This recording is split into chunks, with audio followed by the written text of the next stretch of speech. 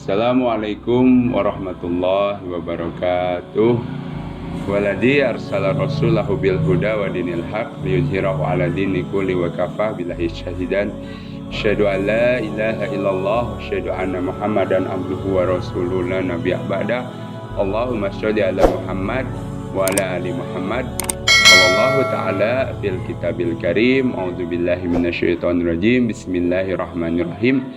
Wal asri innal insana lafi husrin illa ladina amanu wa amilus solihat wa tawassaw bil haq wa tawassaw bis sabr. Sadaqallahul azim. Alhamdulillah, puji serta syukur kita panjatkan kehadirat ilahi Rabbi Allah Subhanahu wa taala yang mana telah memberikan kita nikmat, bahkan beribu-ribu nikmat ya. Nikmat yang terasa maupun nikmat yang tidak terasa, yang masih kita rasakan sampai saat ini. Alhamdulillah, tentunya nikmat sehat, nikmat panjang umur, dan nikmat istiqomah kita dalam Islam. Alhamdulillah. Alhamdulillah. Sebelumnya perkenalkan, nama saya Hari Nasrul Haryanto. Mungkin saya saat ini akan berbincang dengan narasumber kita ya, Bapak Ustadz Andi ya. Nanti kita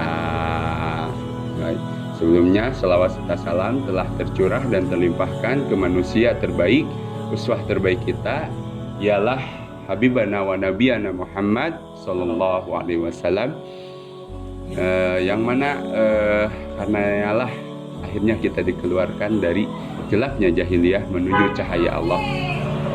Alhamdulillah. Untuk mempersingkat waktu tanpa panjang lebar lagi ya, kita langsung saja biar semakin seru. Kita perkenalan dulu ya.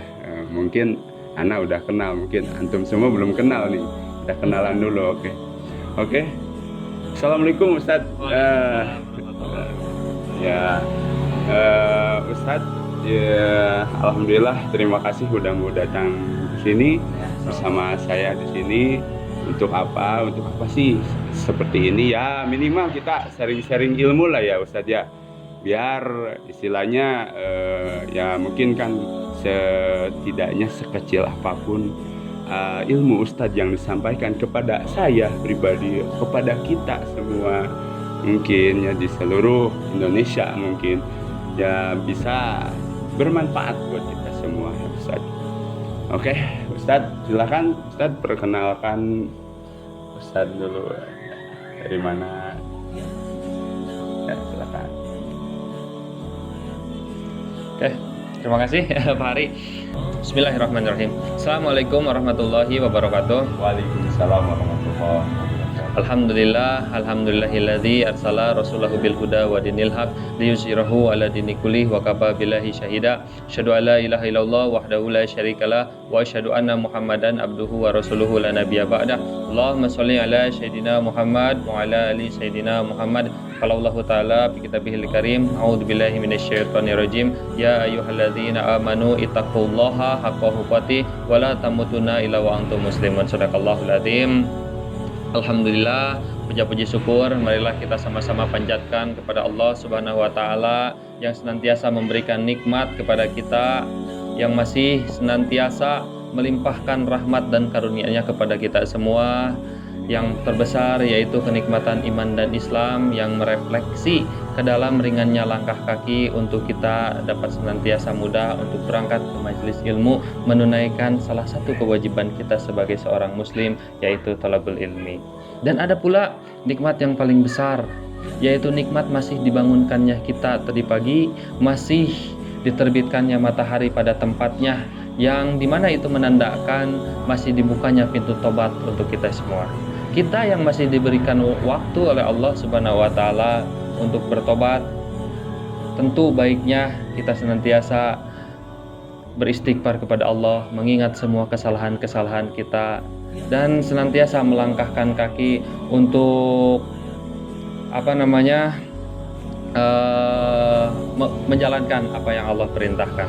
Selanjutnya, salawat beserta salam semoga selalu tercurah limpahkan kepada junjungan kita semua uswah terbaik, yakni Habibana wa Nabiyana wa Maulana Muhammad sallallahu alaihi wasallam. Alhamdulillah, ikhwan fillah rahimakumullah, hari ini saya diperkenankan diundang dalam acara kajian di Majelis Taklim BPR.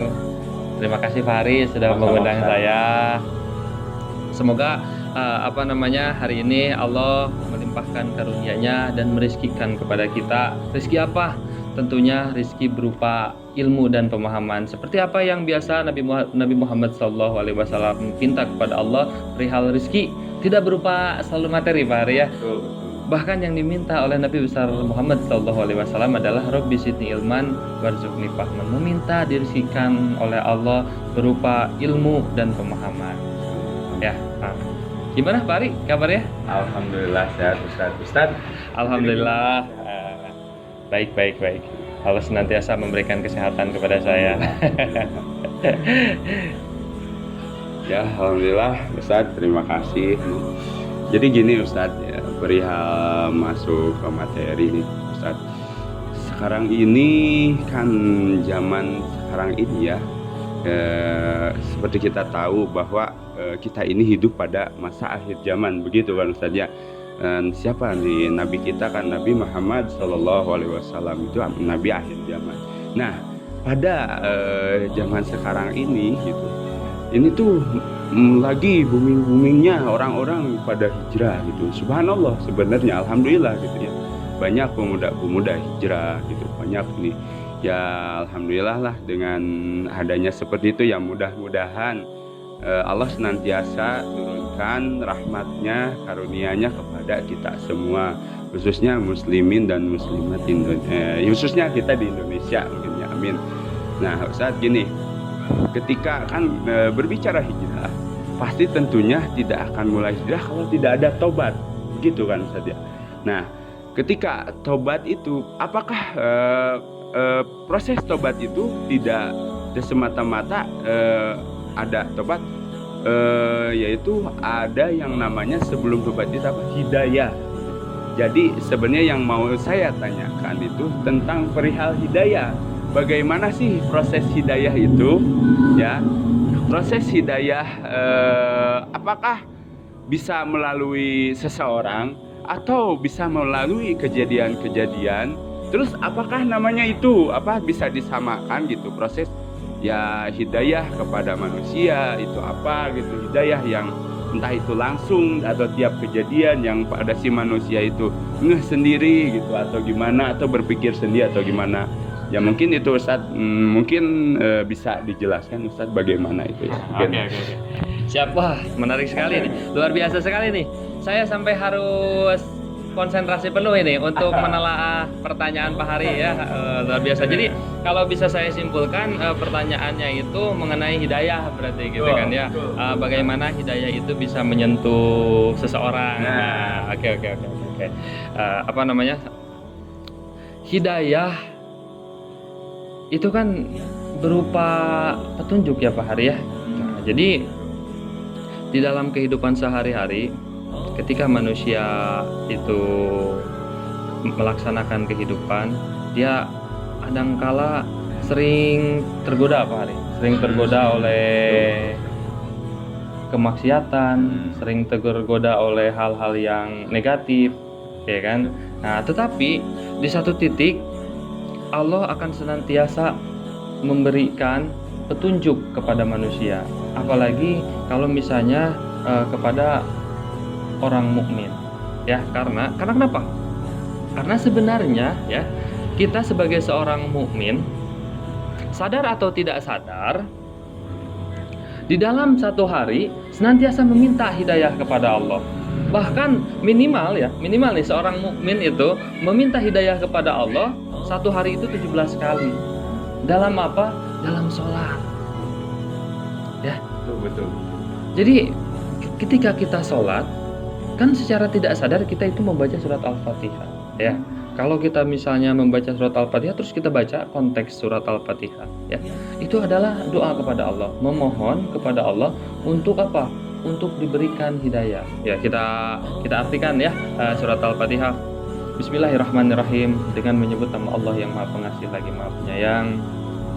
Alhamdulillahirabbil alamin. Segala puji hanya milik Allah, Rabb semesta alam. Ar-Rahmanir-Rahim, yang Maha Pengasih lagi Maha Penyayang. Kita menyanjung Allah, ya kan? Malik Yaumiddin, yang merajai hari pembalasan.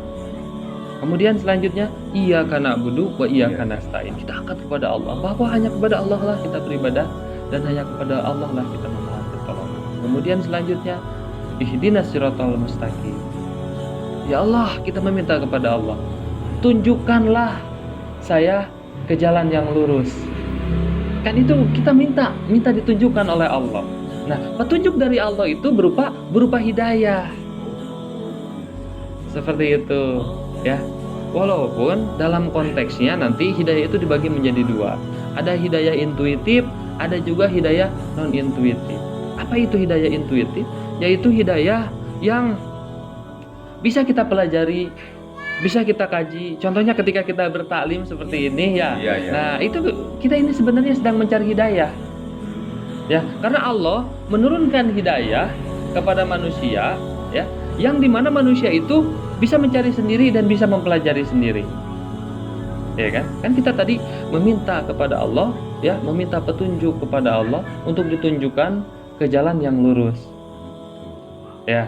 Nah, di dalam Quran surat 2 ayat 185, A'udzubillahi minasyaitonirrajim. Syahrul Ramadan alladzi unzila fihil Qur'an hudal linnas wa bayyinatin minal huda wal furqan. Yang artinya bulan suci Ramadan adalah bulan diturunkannya Al-Qur'an yang fungsinya itu sebagai hudal linnas, petunjuk bagi manusia. Ya. Nah, berarti Pak Hari, Al-Qur'an ini sebenarnya itu adalah hidayah. Nah, tetapi hidayah yang intuitif, hidayah yang memang harus kita kaji, memang harus kita pelajari agar bisa menjadi apa? Agar bisa menjadi petunjuk. Seperti itu, ya. Tetapi kita sebagai orang Islam, terkadang sulit atau sangat susah sekali untuk membuka Al-Quran, untuk mengkaji Al-Quran. Kayaknya pada zaman sekarang ini lebih laku novel daripada Quran, gitu kan ya. Lebih laku baca status WhatsApp kayaknya. Betul ya, lebih laku baca status WhatsApp daripada membuka Al-Quran. Padahal ya, ketika kita ingin diberikan hidayah oleh Allah, ya, maka bukalah Qurannya. Karena itu petunjuk. Ibarat seperti inilah gitu kan, seorang anak kecil yang senantiasa merengek kepada orang tuanya, "Mah," misalnya gitu ya, saya mau makan, begitu terus gitu kan ya. Padahal mamahnya itu sudah mempersiapkan nasi di dapur, ya, ada magicom di situ kan ya, ada nasi di dalamnya, ya. Ketika anak itu merengek kepada orang tuanya, sebenarnya kan orang tuanya bisa saja bilang seperti ini, itu di dapur itu sudah ada nasi, sudah ada magicom, jadi bukalah magicomnya, diambil nasinya terus makan, gitu kan ya. Nah, kita meminta kepada Allah, ya Allah, berikan saya hidayah, ya Allah, berikan saya petunjuk. Kenapa sih saya itu hidup itu susah sekali gitu kan untuk beriman kepada Allah atau untuk melakukan amalan-amalan soleh yang mengharap, oh mungkin saya belum disentuh hidayah, oh mungkin saya belum diberi hidayah kepada Allah. Toh pada kenyataannya Allah itu sudah menurunkan hidayah, apa? Al-Quran. Berarti tinggal apa? Tinggal beri buka Al-Qurannya, tinggal kaji Al-Qurannya. Nah, adapun hidayah yang selanjutnya adalah hidayah non intuitif, yang dimana hidayah itu langsung Allah hujamkan ke dalam hati seseorang. Berupa apa? Berupa keinginan, ya, berupa motivasi, sehingga apa? Sehingga menuntun seseorang itu untuk berubah, ya, untuk berubah, menuntun seseorang untuk yang tadinya mungkin tidak baik menjadi baik, yang tadinya mungkin jauh dari petunjuk Allah menjadi ingin belajar mengenai Islam, ingin belajar mengkaji Al-Quran. Nah, itu adalah berupa hidayah yang langsung Allah hujamkan. Nah, ketika kita sholat, ya, meminta kepada Allah hidayah, lalu minta hidayah seperti apa? Tentunya hidayah dua-duanya sama Allah diberikan ke dalam hadis sanubari kita, ya, berupa keinginan, berupa keringanan langkah kaki. Untuk apa? Untuk senantiasa belajar mengkaji Al-Quran, belajar memperdalam ilmu Islam, sehingga apa? Sehingga kita senantiasa dituntun oleh Allah untuk bisa apa? Untuk bisa berada di ihdinas siratal mustaqim, berada di jalan yang lurus, ya, jalan yang memang Allah firmankan kepada kita, atau Allah karuniakan kepada kita, yang jalan itu akan menjadi jalan kita menuju kepada mardotilah sejati atau ridho Allah Subhanahu wa taala, ya. Makanya ketika kita membaca surat Al-Fatihah kan kita meminta kepada Allah ihdinas siratal mustaqim, petunjuk yang lurus. Lalu apa petunjuk yang lurus itu? Lalu Allah kabarkan lagi di ayat selanjutnya, ya, yaitu jalan orang-orang yang Allah ridhoi dan Allah berikan nikmat. Siapa orang-orang yang Allah ridhoi dan Allah berikan nikmat itu? Allah perjelas lagi, ya, karena tadi kembali lagi ke konteks Quran surat 2 ayat 185, fungsi Quran yang kedua itu adalah sebagai wabayyinatin minal huda, penjelas daripada petunjuk itu sendiri, ya. Jadi Al-Quran itu ada sebagai petunjuk, ada pula sebagai penjelas, ya. Makanya ketika Allah memberikan petunjuk ihdinas siratal mustaqim itu adalah jalan orang-orang yang Allah ridhoi dan Allah berikan nikmat. Kemudian Allah jelaskan kembali di dalam Quran surat 4 ayat 69, ya, bahwa jalan yang orang-orang yang Allah berikan nikmat itu adalah golongan para nabi, golongan orang-orang yang memperjuangkan kebenaran, ya, golongan orang-orang syuhada, dan golongan orang-orang yang soleh, ya. Alhamdulillah. Jadi memang hidayah itu berupa petunjuk dari Allah kepada kita, ya, kepada manusia. Ada yang bisa kita pelajari, ada pula yang Allah senantiasa langsung karuniakan kepada kita. Oke, siap Ustaz. Alhamdulillah, terima kasih atas pemaparan yang sangat jelas sekali, ya. Menurut saya sangat jelas sekali, sangat detail sekali. Pokoknya pada Ikhwan, pada intinya hidayah itu sebenarnya kita pun bisa jadi sering diberikan oleh Allah, sering dikasih, cuman pertanyaannya itu kitanya mau atau tidak, mungkin begitu ya Ustaz, ya. Dan yang tadi kan, ketika orang yang diberi petunjuk itu orang seperti apa gitu kan nantinya, nih saya di antaranya itu tadi kan pada nabi, ya, syuhada, solihin, ya, mungkin. Nah, mungkin kita itu apakah mungkin setelah itu kita akan tergolong orang, ya, minimal orang soleh lah gitu. Amin. Ya, amin. Mudah-mudahan ya apa yang dipaparkan oleh Pak Ustadz Andi ini bisa bermanfaat untuk kita semua, ya Ikhwan. Mungkin kita paskan dulu sampai di sini. Nanti kita sambung lagi di episode berikutnya. Dan tentunya biar antum semua penasaran sama kajian kita kali ini, ya. Jadi kita nantinya gitu. Oke, mungkin hanya segitu dari saya. Billahi taufiq wal hidayah. Assalamualaikum warahmatullahi wabarakatuh. Oh ya, jangan lupa subscribe YouTube kita. Oke. Assalamualaikum warahmatullahi wabarakatuh. Yuk.